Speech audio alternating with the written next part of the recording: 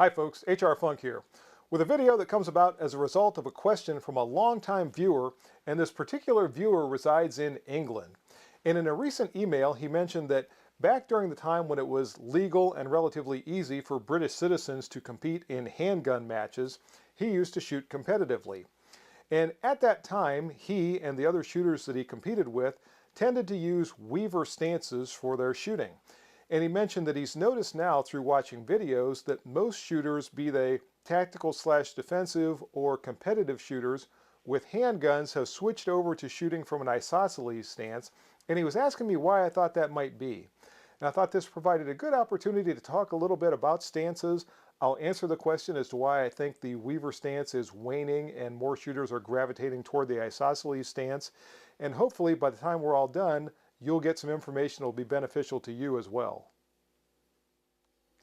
So I suppose the first thing I should do for anyone who's not familiar with the two classic handgun shooting stances is demonstrate them and talk a little bit about their strong points and their drawbacks. And I can do this without even using the handgun. And I'll start things off with the isosceles stance. And in the isosceles stance, the shooter begins facing directly toward the target or the threat, and he or she has their feet about shoulder width apart, and you can see already where the name of this stance comes from because the floor and the angle of my legs forms an isosceles triangle. And when I extend my arms out in a shooting grip, I also have a second isosceles triangle formed by my arms. This is a very stable shooting position. It's very easy to assume, and it's one that's been used for a long time by handgun shooters. The Weaver stance was developed in the 1960s, as I recall, and it differs from the isosceles in that the shooter partially blades his or her body toward the target. Their strong arm or shooting arm is extended and locked, although I do see some people from a Weaver stance bend their shooting arm slightly. But the support arm is bent like this, so the shooter is standing in this type of a stance.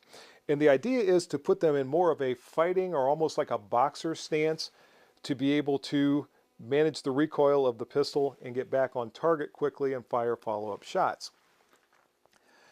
As I said, this became popular years ago, but it is slowly fading away, and I'll talk a little bit about why. Early on, during my time as an MP in the Marine Corps, I used to shoot from a Weaver stance. And I think I did so because it was trendy at the time, and it just seemed like a pretty cool way to go about it, and I could easily put bullets where I wanted them to, so I used that particular stance. And I don't think it was until I went through the Civilian Police Academy that I started to change that, and a lot of it had to do with mobility. The Weaver stance is not quite as mobile as the isosceles stance. If I'm in the isosceles stance, it's very easy to move forward, backward, or laterally. In the Weaver stance, it's just a little bit more awkward to do so. So I think mobility is the first place where the isosceles stance has a little bit of an advantage over the Weaver stance. The other thing with the Weaver stance, particularly from a tactical standpoint, is if you are wearing a tactical vest, it exposes the armholes, and you can see with my vest that I'm wearing here that when I'm turned this way, if a bullet is fired in my direction, the potential is there for it to come through the armhole and basically circumvent the vest, so I have no protection from it. Whereas in the isosceles stance, if I'm wearing a vest, I have this full area of my body covered, so I'm maximizing the advantage of that ballistic vest. Another advantage to the isosceles stance is that it's been determined that the natural human response to being startled is to drop your center of gravity, your hands come up, you lower your head a little bit, and if you notice, I am very close to an isosceles stance just from being startled. So if we think of someone in a high-stress situation where suddenly they're aware that there's a threat and they drop themselves into this position, they're already partway into that isosceles stance, so it's a more natural stance to assume under that sudden threat. So if I put my pistol in the holster here, and I'm in a situation where suddenly there's a threat, I drop myself into that stance, now I'm very close to the isosceles. I've just incorporated into the presentation of my firearm, and it's a much more natural way to get your firearm out and into operation, or into action rather, than to draw the firearm, change your feet, and try to come up into a weaver stance. Now for defensive purposes, I don't use a true isosceles stance. I don't have my feet actually side by side. And this is going to be difficult to see, but when we get out to the range, I'll be able to demonstrate it a little bit better. I actually drop my strong foot back to where my toes are pretty much even with the instep of my left leg, or my non-shooting side. And I bend my knees, and this is almost more like a two-point stance for a football player. The reason I do that is by dropping that strong side foot back a little bit, I give myself a little bit better recoil control and a little bit better stability. Now, some of you know that I attended a shooting course recently that was taught by a couple of Army Special Forces soldiers, and they actually demonstrated this much more pronounced. They would drop their strong side foot back much farther than I do. That feels awkward to me, and it feels a little bit like I'm losing some mobility again.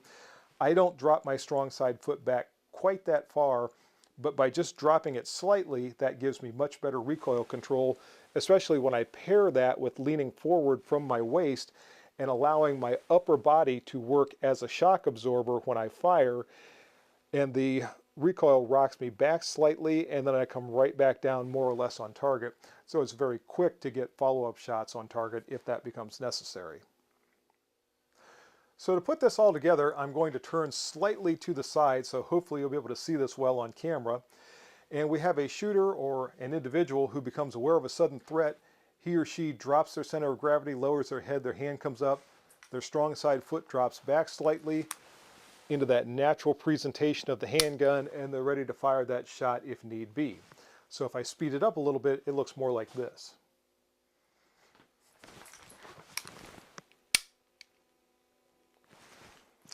So a very quick, natural presentation in a high-stress situation. Now, as I said, we'll go out to the range and work on this a little bit with live fire and see how it all comes together there. Now, I don't think I can leave this discussion of stances without talking a little bit about grip, because the way the shooter grips the handgun is going to change somewhat depending upon which stance he or she decides to employ. Now, as I said earlier, in the weaver stance, the shooter's dominant arm is extended and locked. Although, as I said, some people do have a tendency to bend that, but in the classic weaver stance, it's extended and locked. The support arm is bent, and the hand of the support arm, or maybe I should say the support hand, is applying rearward pressure against the shooting hand. At the same time, the shooter is applying forward pressure with the dominant hand to resist that rearward pressure of the support hand. And the net effect of that opposing pressure is to give a very stable platform to the handgun. And I think this is a big reason the weaver stance became popular all those years ago to begin with, because with that push-pull opposing pressure, not only do you get a stable handgun, but you also get very good recoil control, which allowed the shooter to put follow-up shots on target faster and in a more controlled manner than you typically got with the isosceles stance. Reason being, in the isosceles stance where the shooter is facing square on to the target and he or she extends their hands and arms, you can get a little bit of that opposing pressure, the push-pull so to speak, but not to the degree you can get in the weaver stance.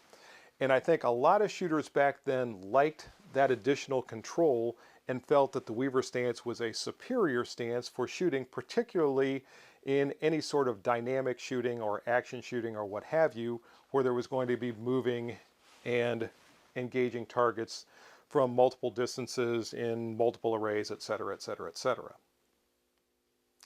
Now, that advantage that shooters perceived in the weaver stance was present until probably 20 years ago, give or take. And I shouldn't say that it was present. It's still present if someone decides to employ the weaver stance. But shooters about 20 years ago started to employ a different type of grip. And if there's an individual who's responsible for this, I don't know who it is. But the grip that shooters employ nowadays to a large degree has been generically referred to as the thumbs forward grip. Now, I've got to say, I resisted using this for a long time. When I was first taught to fire a handgun back in the Marine Corps, it was the classic type of grip where you establish a one-hand shooting grip, you wrap your support hand around the front of your shooting hand, and your support thumb wraps over top of your shooting thumb. And this was the manner, and I'll come up closer, that I shot for years and years and years. As I said, I was taught that in the Marine Corps. And it worked well for me, and I couldn't really see any reason to change something that was working. And as I said, 20-ish years ago, as I was going to tactical shooting schools and one thing and another, people started to demonstrate this thumbs forward grip, and they were talking about how it was a better grip to use on your handgun.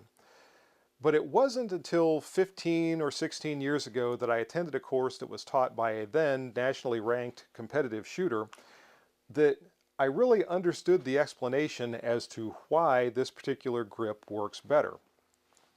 If we look at the traditional grip that I showed you a moment ago with my support thumb wrapped over top of my shooting thumb, you'll notice if you do this with your hand, it creates a hollow area in the palm of your hand.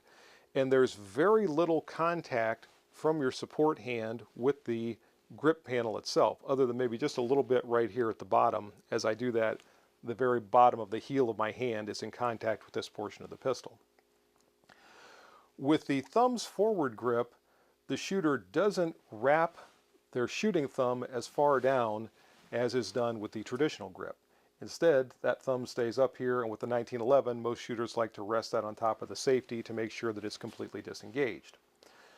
Then he or she positions their support hand so the heel of their support hand is right underneath this thumb, and that increases the surface area that's engaged by the support hand, and you now have almost the entire grip panel on this side that's covered with your shooting hand, and a significant portion of the grip panel on this side that's covered by your support hand, which increases the traction of your hands on the pistol.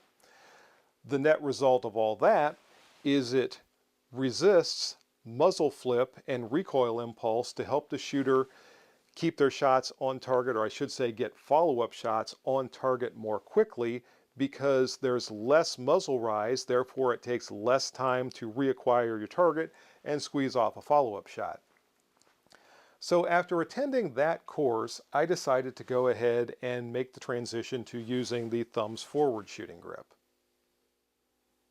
Now at the time I made that transition to the thumbs forward shooting grip, this very Smith & Wesson M&P was my duty pistol. And it was the one that I did the vast majority of my handgun shooting with. And the thumbs forward grip works very, very well with this pistol and other pistols of this type. So for, as I said, 15 or going on 20 years, I have been using that grip. But I have to say now, I'm considering going back to that grip that I used when I was in the Marine Corps. Reason being, as I said, the thumbs forward grip works very well on this type of a handgun.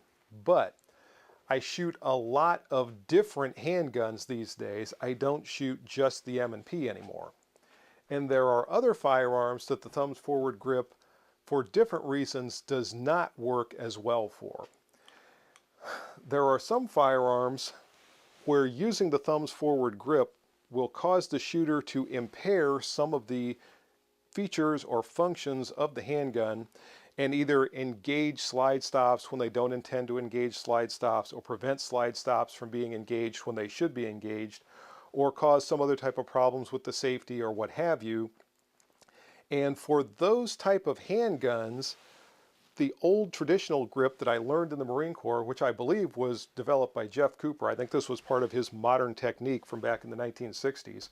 And here we have someone who developed a technique for gunfighting as a result of experience he had gained during World War II, and this grip does not impair the function of this handgun or any other handgun really. The other thing with the thumbs forward grip is it doesn't work well with revolvers. If you can see here with my Model 66, my support thumb really comes right to the juncture between the cylinder and the frame, and if I apply any kind of pressure, I impede the cylinder, and could potentially either increase my trigger pull weight or maybe prevent the cylinder from turning altogether if I'm really gripping the handgun strongly. So once again, the old traditional grip works just fine and dandy with a revolver. So all these years later, I am, as I said, strongly considering going back to this grip. And one of the things I want to look at when we get to the range is how much difference there is for me when I use the different types of grips, the different types of stances, and if there's really a measurable difference going from one stance and one grip to another stance and another grip when I'm using the shot timer or not. Folks, my original intention with this video was to make it all one video, but as I've been putting it together, I can tell it's going to be a long video. So rather than making this one long video that everyone has to sit through, I'm going to break it up into a part 1 and a part 2 to make it a little bit easier. So that's going to do it for part 1. To see the rest of the story with regard to grips and stances and everything that I'm getting into, I'll see you in part 2.